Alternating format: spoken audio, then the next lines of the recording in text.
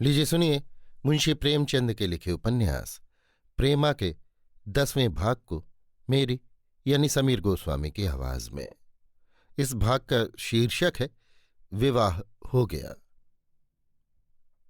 ये आंखों देखी बात है कि बहुत करके झूठी और बेसिर पैर की बातें आप फैल जाया करती हैं, तो भला जिस बात में सच्चाई नाममात्र भी मिली हो उसको फैलते कितनी देर लगती है।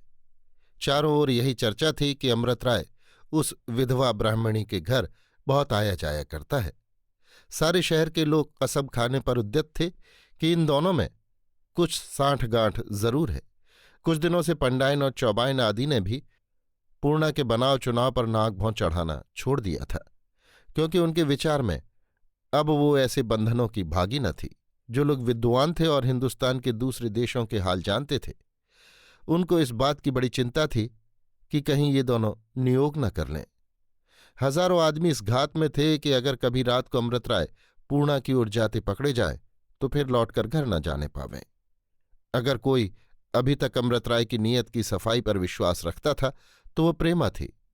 वो बेचारी विरहाग्नि में जलते जलते कांटा हो गई थी, मगर अभी तक उसकी मोहब्बत उसके दिल में वैसी ही बनी हुई थी। उसके दिल में कोई बैठा हुआ कह रहा था कि तेरा विवाह उनसे अवश्य होगा। इसी आशा पर उसके जीवन का आधार था। वो उन लोगों में थी जो एक ही बार दिल का सौदा चुकाते हैं। आज पूर्णा से वचन लेकर बाबू साहब बंगले पर पहुंचने भी न पाए थे कि ये खबर एक कान से दूसरे कान फैलने लगी और शाम होते होते सारे शहर में ये बात गूंजने लगी। जो कोई सुनता उसे पहले तो विश्वास न आता। क्या इतने मान मर्यादा के रईस होकर ऐसा नीच कर्म करेंगे? मगर ज्यों ही उसकी सुधि आती कि वो तो ईसाई हो गए हैं, बस उसकी शंका मिट जाती। वो उनको गालियां देता, कोसता। रात तो किसी तरह कटी। सवेरा होते ही मुंशी बद्री प्रसाद के मकान पर सारे नगर के पंडित, विद्वान, धनाढ्य और प्रतिष्ठित लोग एकत्र हुए और इसका विचार होने लगा कि ये शादी कैसे रोकी जाए। पंडित भृगुदत्त, विधवा विवाह वर्जित है। कोई हमसे शास्त्रार्थ कर ले। वेद पुराण में कहीं ऐसा अधिकार कोई दिखा दे तो हम आज पंडिताई करना छोड़ दें। इस पर बहुत से आदमी चिल्लाए, हाँ हाँ जरूर शास्त्रार्थ हो। शास्त्रार्थ का नाम सुनते ही इधर उधर से सैकड़ों पंडित विद्यार्थी बगलों में पोथियां दबाए, सिर घुटाए, अंगूछा कंधे पर रखे, मुंह में तमाकू भरे इकट्ठे हो गए और झकझक होने लगी कि जरूर शास्त्रार्थ हो। पहले ये श्लोक पूछा जाए, उसका ये उत्तर दें तो फिर ये प्रश्न किया जाए, उसका ये उत्तर दें तो फिर ये प्रश्न किया जावे। अगर उत्तर देने में वो लोग साहित्य या व्याकरण में जरा भी चूके तो जीत हमारे हाथ हो जाए। सैकड़ों कठमुल्ले गंवार भी इस मंडली में मिलकर कोलाहल मचा रहे थे। मुंशी बद्री प्रसाद ने जब इनको शास्त्रार्थ करने पर उतारू देखा तो बोले, किससे करोगे शास्त्रार्थ? मान लो वो शास्त्रार्थ ना करें तब? सेठ धूनीमन, बिना शास्त्रार्थ किए विवाह कर लेंगे। धोती संभाल कर थाने में रपट कर दूंगा। ठाकुर जोरावर सिंह, मूंछों पर ताव देकर, कोई ठट्ठा है ब्याह करना? सिर काट लूंगा, लहू की नदी बह जाएगी। राव साहब, बारात की बारात काट डाली जाएगी। इतने में सैकड़ों आदमी और आ डटे और आग में ईंधन लगाने लगे। एक, जरूर से जरूर सिर गंजा कर दिया जाए। दूसरा, घर में आग लगा देंगे, सब बारात जल भुन जाएगी। तीसरा, पहले उस स्त्री का गला घोंट देंगे। इधर तो ये हड़बोंग मचा हुआ था, उधर दीवान खाने में बहुत से वकील और मुख्तार रमझल्ला मचा रहे थे। इस विवाह को न्याय विरुद्ध साबित करने के लिए बड़ा उद्योग किया जा रहा था। बड़ी तेजी से मोटी मोटी पुस्तकों के वरक उल्टे जा रहे थे। बरसों की पुरानी धुरानी नजीरें पढ़ी जा रही थीं कि कहीं से कोई दांव पकड़ निकल आवे, मगर कई घंटे तक सिर खपाने पर कुछ न हो सका। आखिर ये सम्मति हुई कि पहले ठाकुर जोरावर सिंह अमृत राय को धमकावें। अगर इस पर भी वो न माने तो जिस दिन बारात निकले सड़क पर मारपीट की जाए। इस प्रस्ताव के बाद सभा विसर्जन हुई। बाबू अमृत राय ब्याह की तैयारियों में लगे हुए थे कि ठाकुर जोरावर सिंह का पत्र पहुंचा। उसमें लिखा था, बाबू अमृत राय को ठाकुर जोरावर सिंह का सलाम बंदगी। बहुत बहुत तरह से पहुंचे। आगे हमने सुना है कि आप किसी विधवा ब्राह्मणी से विवाह करने वाले हैं। हम आपसे कह देते हैं कि भूल कर भी ऐसा न कीजिएगा, नहीं तो आप जाने और आपका काम। जोरावर सिंह एक धनाढ्य और प्रतिष्ठित आदमी होने के उपरांत उस शहर के लठैतों और बांके आदमियों का सरदार था और कई बार बड़े बड़ों को नीचा दिखा चुका था। उसकी धमकी ऐसी न थी कि अमृत राय पर उसका कुछ असर न पड़ता। चिट्ठी को देखते ही उनके चेहरे का रंग उड़ गया। सोचने लगे कि ऐसी कौन सी चाल चलूं कि इसको अपना आदमी बना लूं। इतने में दूसरी चिट्ठी पहुंची। ये गुमनाम थी और उसका आशय भी पहली चिट्ठी से मिलता था। इसके बाद शाम होते होते सैकड़ों गुमनाम चिट्ठियां आईं। कोई कहता था कि अगर फिर ब्याह का नाम लिया तो घर में आग लगा देंगे। कोई सिर काटने की धमकी देता था। कोई पेट में छुरी भोंकने के लिए तैयार था और कोई मूछ के बाल उखाड़ने के लिए चुटकियां गरम कर रहा था। अमृत राय ये तो जानते थे कि शहर वाले विरोध अवश्य करेंगे, मगर उनको इस तरह की राड़ का अनुमान भी न था। इन धमकियों ने जरा देर के लिए उन्हें भय में डाल दिया। अपने से अधिक खटका उनको पूर्णा के बारे में था कि कहीं यही सब दुष्ट उसे न कोई हानि पहुंचावे। उसी दम कपड़े पहन पैरगाड़ी पर सवार होकर चटपट मजिस्ट्रेट की सेवा में उपस्थित हुए और उनसे पूरा पूरा वृत्तांत कहा। बाबू साहब का अंग्रेजों में बहुत मान था, इसलिए ही नहीं कि वो खुशामदी थे या अफसरों की पूजा किया करते थे, किंतु इसलिए कि वो अपनी मर्यादा रखना आप जानते थे। साहब ने उनका बड़ा आदर किया, उनकी बातें बड़े ध्यान से सुनी, सामाजिक सुधार की आवश्यकता को माना और पुलिस के सुपरिंटेंडेंट को लिखा कि आप अमृत राय की रक्षा के वास्ते एक गारद रवाना कीजिए और खबर लेते रहिए कि मारपीट खून खराबा न हो जाए। सांझ होते होते 30 सिपाहियों का एक गारद बाबू साहब के मकान पर पहुंच गया, जिनमें से 5 बलवान आदमी पूर्णा के मकान की हिफाजत करने के लिए भेजे गए। शहर वालों ने जब देखा कि बाबू साहब ऐसा प्रबंध कर रहे हैं तो और भी झल्लाए। मुंशी बद्री प्रसाद अपने सहायकों को लेकर मजिस्ट्रेट के पास पहुंचे और दुहाई मचाई कि अगर वो विवाह रोक न दिया गया तो शहर में बड़ा उपद्रव होगा और बलवा हो जाने का डर है। मगर साहब समझ गए कि ये लोग मिलजुल कर अमृत राय को हानि पहुंचाना चाहते हैं। मुंशी जी से कहा कि सरकार किसी आदमी के शादी विवाह में विघ्न डालना नियम के विरुद्ध समझती है, जब तक कि उस काम से किसी दूसरे मनुष्य को कोई दुख न हो। ये टका सा जवाब पाकर मुंशी जी बहुत लज्जित हुए।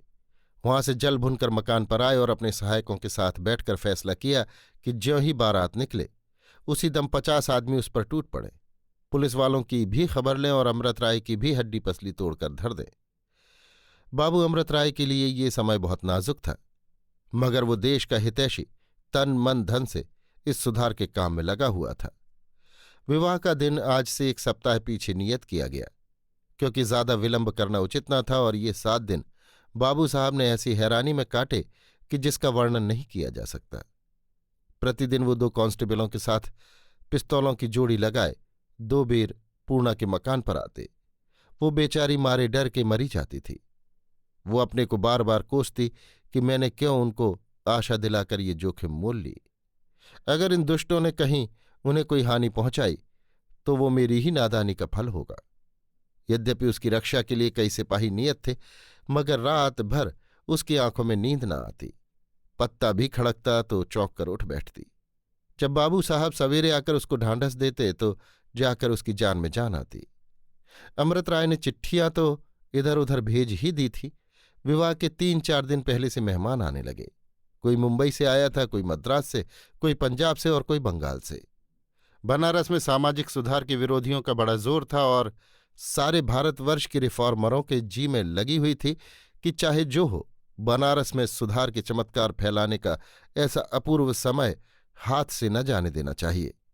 वो इतनी दूर दूर से इसलिए आते थे कि सब काशी की भूमि में रिफॉर्म की पताका अवश्य गाड़ दें। वो जानते थे कि अगर इस शहर में ये विवाह हो तो फिर इस सूबे के दूसरे शहरों के रिफॉर्मरों के लिए रास्ता खुल जाएगा। अमृत राय मेहमानों की आवभगत में लगे हुए थे और उनके उत्साही चेले साफ सुथरे कपड़े पहने स्टेशन पर जा जाकर मेहमानों को आदरपूर्वक लाते और उन्हें सजे हुए कमरों में ठहराते थे। विवाह के दिन यहाँ कोई 150 मेहमान जमा हो गए। अगर कोई मनुष्य सारे आर्यावर्त की सभ्यता, स्वतंत्रता, उदारता और देशभक्ति को एकत्रित देखना चाहता था तो इस समय बाबू अमृत राय के मकान पर देख सकता था। बनारस के पुरानी लकीर पीटने वाले लोग इन तैयारियों और ऐसे प्रतिष्ठित मेहमानों को देख देख दांतों तले उंगली दबाते। मुंशी बद्री प्रसाद और उनके सहायकों ने कई बेर धूमधाम से जलसे किए। हर बार यही बात तय हुई कि मारपीट जरूर की जाए। विवाह के पहली शाम को बाबू अमृत राय अपने साथियों को लेकर पूर्णा के मकान पर पहुंचे और वहां उनको बारातियों के आदर सम्मान का प्रबंध करने के लिए ठहरा दिया। इसके बाद पूर्णा के पास गए। इनको देखते ही उसकी आंखों में आंसू भर आए। अमृत गले से लगाकर, प्यारी पूर्णा, डरो मत। ईश्वर चाहेगा तो बैरी हमारा बाल भी बांका न कर सकेंगे। कल जो बारात यहां आएगी वैसी आज तक इस शहर में किसी के दरवाजे पर न आई होगी। पूर्णा, मगर मैं क्या करूं? मुझे तो मालूम होता है कि कल जरूर मारपीट होगी। चारों ओर से ये खबर सुन सुन मेरा जी आधा हो रहा है। इस वक्त भी मुंशी जी के यहां लोग जमा हैं। अमृत, प्यारी, तुम इन बातों को जरा भी ध्यान में न लाओ। मुंशी जी के यहां तो ऐसे जलसे महीनों से हो रहे हैं और सदा हुआ करेंगे। इसका क्या डर? दिल को मजबूत रखो। बस ये रात और बीच है। कल प्यारी पूर्णा मेरे घर पर होगी। आह, वो मेरे लिए कैसे आनंद का समय होगा। पूर्णा ये सुनकर अपना डर भूल गई। बाबू साहब को प्यार की निगाहों से देखा और जब चलने लगे तो उनके गले से लिपट कर बोली, तुमको मेरी कसम, इन दुष्टों से बचे रहना। अमृत राय ने उसको छाती से लगा लिया और समझा बुझाकर अपने मकान को रवाना हुए। पहर रात गए पूर्णा के मकान पर कई पंडित रेशमी बाना सजे गले में फूलों का हार डाले आए। विधिपूर्वक लक्ष्मी का पूजन करने लगे। पूर्णा 16 श्रृंगार किए बैठी हुई थी। चारों तरफ गैस की रोशनी से दिन के समान प्रकाश हो रहा था। कांस्टेबल दरवाजे पर टहल रहे थे। दरवाजे का मैदान साफ किया जा रहा था और शामियाना खड़ा किया जा रहा था। कुर्सियां लगाई जा रही थीं, फर्श बिछाया गया, गमले सजाए गए। सारी रात इन्हीं तैयारियों में कटी और सवेरा होते ही बारात अमृत राय के घर से चली। बारात क्या थी, सभ्यता और स्वाधीनता की चलती फिरती तस्वीर थी। न बाजे का धड़-धड़ पड़पड़, न बिगलों की धौं-धौं पोंपों, न पालियों का झुरमुट, न सजे हुए घोड़ों की चिल्लपों, न मस्त हाथियों की रेलपेल, न सौंटे बल्लम वालों की कतार, न फुलवाड़ी, न बगीचे, बल्कि भले मानुषों की एक मंडली थी जो धीरे धीरे कदम बढ़ाती चली जा रही थी। दोनों तरफ जंगी पुलिस के आदमी वर्दियां डांटे सोटे लिए खड़े थे। सड़क के इधर उधर झुंड के झुंड आदमी लंबी लंबी लाठियां लिए एकत्र थे और बारात की ओर देख देख दांत पीसते थे। मगर पुलिस का ये रोब था कि किसी को चूं करने का भी साहस नहीं होता था। बारातियों से 50 कदम की दूरी पर रिजर्व पुलिस के सवार हथियारों से लैस घोड़ों पर रान पटरी जमाए भाले चमकाते और घोड़ों को उछालते चले जाते थे। तिस पर भी सबको ये खटका लगा हुआ था कि कहीं पुलिस के भय का ये तिलिस्म टूट न जाए। यद्यपि बारातियों के चेहरे पर घबराहट लेश मात्र भी न पाई जाती थी, तथापि दिल सबके धड़क रहे थे। जरा भी सटपट होती तो सबके कान खड़े हो जाते। एक बेर दुष्टों ने सचमुच धावा कर ही दिया। चारों ओर हलचल मच गई। मगर उसी दम पुलिस ने भी डबल मार्च किया और दम की दम में कई फसादियों की मुश्कें कस लीं। फिर किसी को उपद्रव मचाने का साहस न हुआ। किसी तरह घंटे भर में बारात पूर्णा के मकान पर पहुंची।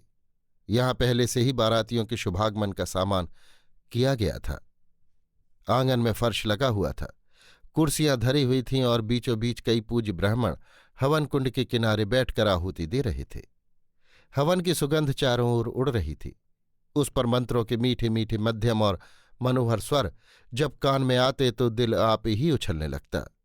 जब सब बाराती बैठ गए तब उनके माथे पर केसर और चंदन मला गया, उनके गलों में हार डाले गए और बाबू अमृत राय पर सब आदमियों ने पुष्पों की वर्षा की। इसके बाद पीछे वर मकान के भीतर गया और वहां विधिपूर्वक विवाह हुआ। न गीत गाए गए, न गाली गलौच की नौबत आई, न नेगचार का ऊधम मचा। भीतर तो शादी हो रही थी, बाहर हजारों आदमियां लाठियां और सौंटे लिए गुल मचा रहे थे। पुलिस वाले उनको रोके हुए मकान के चौगिर्द खड़े थे। इसी बीच में पुलिस का कप्तान भी आ पहुंचा। उसने आते ही हुक्म दिया कि भीड़ हटा दी जाए और उसी दम पुलिस वालों ने सौंटों से मार मार कर इस भीड़ को हटाना शुरू किया। जंगी पुलिस ने डराने के लिए बंदूकों की 2-4 बाढ़ें हवा में सर कर दी। अब क्या था, चारों ओर भगदड़ मच गई। लोग एक पर एक गिरने लगे। मगर ठीक उसी समय ठाकुर जोरावर सिंह बांकी पगिया बांधे, राजपूती बाना सजे, दोहरी पिस्तौल लगाए दिखाई दिया। उसकी मूछें खड़ी थीं, आंखों से अंगारे उड़ रहे थे। उसको देखते ही वो लोग जो छितिर बितिर हो रहे थे फिर इकट्ठा होने लगे, जैसे सरदार को देखकर भागती हुई सेना दम पकड़ ले। देखते ही देखते 1000 आदमी से अधिक एकत्र हो गए और तलवार के धनी ठाकुर ने एक बार कड़क कर कहा, जय दुर्गा जी की। वहीं सारे दिलों में मानो बिजली कौंध गई, जोश भड़क उठा, तेवरियों पर बल पड़ गए और सब के सब नदी की तरह उमड़ते हुए आगे को बढ़े। जंगी पुलिस वाले भी संगीन चढ़ाए साफा बांधे डटे खड़े थे। चारों ओर भयानक सन्नाटा छाया हुआ था। धड़का लगा हुआ था कि अब कोई दम में लहू की नदी बहा चाहती है।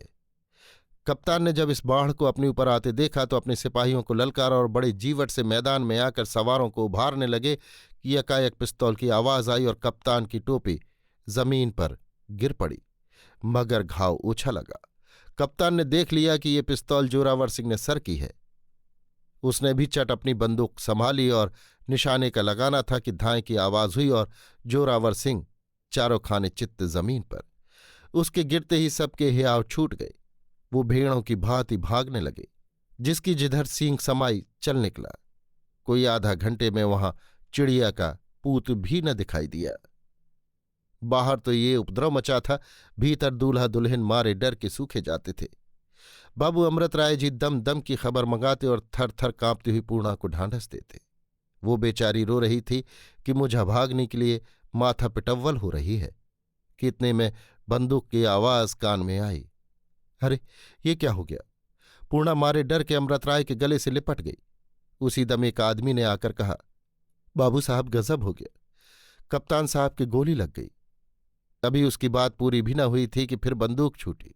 या नारायण, अब किसकी जान गई? अमृत राय घबरा कर उठे कि जरा बाहर जाकर देखें, मगर पूर्णा से हाथ न छुड़ा सके। इतने में एक आदमी ने आकर कहा, बाबू साहब ठाकुर ढेर हो गए, कप्तान ने गोली मार दी। आधे घंटे में मैदान साफ हो गया और अब यहां से बारात की विदाई ठहरी। पूर्णा और बिल्लो एक सेज गाड़ी में बिठाई गई और जिस सज धज से बारात आई थी उसी तरह वापस हुई। अब की किसी को सिर उठाने का साहस नहीं हुआ। इसमें संदेह नहीं कि इधर उधर झुंड जमा थे और इस मंडली को क्रोध की निगाहों से देख रहे थे। कभी कभी मन चला जवान एक आध पत्थर भी चला देता था, कभी तालियां बजाई जाती थी, मुंह चढ़ाया जाता था, मगर इन शरारतों से ऐसे दिल के पोढ़े आदमियों की गंभीरता में क्या विघ्न पड़ सकता था। कोई आधे घंटे में बारात ठिकाने पर पहुंची। दुल्हन उतारी गई और बारातियों की जान में जान आई। अमृत राय की खुशी का क्या पूछना।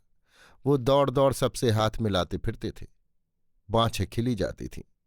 ज्यों ही दुल्हन उस कमरे में पहुंची जो स्वयं आप ही दुल्हन की तरह सजा हुआ था, तो अमृत राय ने आकर कहा, प्यारी, लो हम कुशल से पहुंच गए। हैं, तुम तो रो रही हो। ये कहते हुए उन्होंने रूमाल से उसके आंसू पोंछे और उसे गले से लगाया। प्रेम रस में डूबी पूर्णा ने अमृत राय का हाथ पकड़ लिया और बोली, आप तो आज ऐसे प्रसन्न चित्त हैं, मानो कोई राज मिल गया है। अमृत राय लिपटाकर, कोई झूठ है? जिसे ऐसी रानी मिले उसे राज की क्या परवाह। आज का दिन बड़े आनंद में कटा। दूसरे दिन बारातियों ने विदा होने की आज्ञा मांगी, मगर अमृत राय की सलाह हुई कि लाला धनुषधारी लाल कम से कम एक बार सबको अपने व्याख्यान से कृतज्ञ करे। ये सलाह सबको पसंद आई। अमृत राय ने अपने बगीचे में एक बड़ा शामियाना खड़ा करवाया और बड़े उत्सव से सभा हुई। वो धुआंधार व्याख्यान हुए कि सामाजिक सुधार का गौरव सबके दिलों में बैठ गया। फिर तो 2 जलसे और भी हुए और दूने धूमधाम के साथ। सारा शहर टूट पड़ता था। सैकड़ों आदमियों का जनेऊ टूट गया। इस उत्सव के बाद 2 विधवा विवाह और हुए। दोनों दूल्हे अमृत राय के उत्साही सहायकों में थे और दुल्हनों में से एक पूर्णा के साथ गंगा नहाने वाली रामकली थी। चौथे दिन सब नेवतहारी विदा हुए। पूर्णा बहुत कन्नी काटती फिरी, मगर बारातियों के आग्रह से मजबूर होकर उनसे मुलाकात करनी ही पड़ी और लाला धनुषधारी लाल ने तो 3 दिन उसे बराबर स्त्री धर्म की शिक्षा दी। शादी के चौथे दिन बाद पूर्णा बैठी हुई थी कि एक औरत ने आकर उसको एक बंद लिफाफा दिया। पढ़ा तो प्रेमा का प्रेम पत्र था। उसने उसे मुबारकबाद दी थी और बाबू अमृत राय की वो तस्वीर जो बरसों से उसके गले का हार हो रही थी, पूर्णा के लिए भेज दी थी। इस खत की आखिरी सतरें ये थी। सखी, तुम बड़ी भाग्यवती हो। ईश्वर सदा तुम्हारा सुहाग कायम रखे। तुम्हारे पति की तस्वीर तुम्हारे पास भेजती हूं। इसे मेरी यादगार समझना। तुम जानती हो कि मैं इसको चांद से ज्यादा प्यारी समझती रही, मगर अब मैं इस योग्य नहीं कि इसे अपने पास रख सकूं। अब ये तुमको मुबारक हो। प्यारी, मुझे भूलना मत। अपने प्यारे पति को मेरी ओर से धन्यवाद देना। तुम्हारी अभागिनी सखी प्रेमा। अफसोस, आज से 15वें दिन बेचारी प्रेमा बाबू दाननाथ के गले बांध दी गई। बड़ी धूमधाम से बारात निकली। हजारों रुपया लुटा दिया गया। कई दिन तक सारा शहर मुंशी बद्री प्रसाद के दरवाजे पर नाच देखता रहा। लाखों का वारा न्यारा हो गया। ब्याह के तीसरे ही दिन मुंशी जी पर लोग सिधारे। ईश्वर उनको स्वर्गवास दे। अभी आप सुन रहे थे मुंशी प्रेमचंद के लिखे उपन्यास प्रेमा के 10वें भाग को मेरी यानी समीर गोस्वामी की आवाज में। इस भाग का शीर्षक था विवाह हो गया।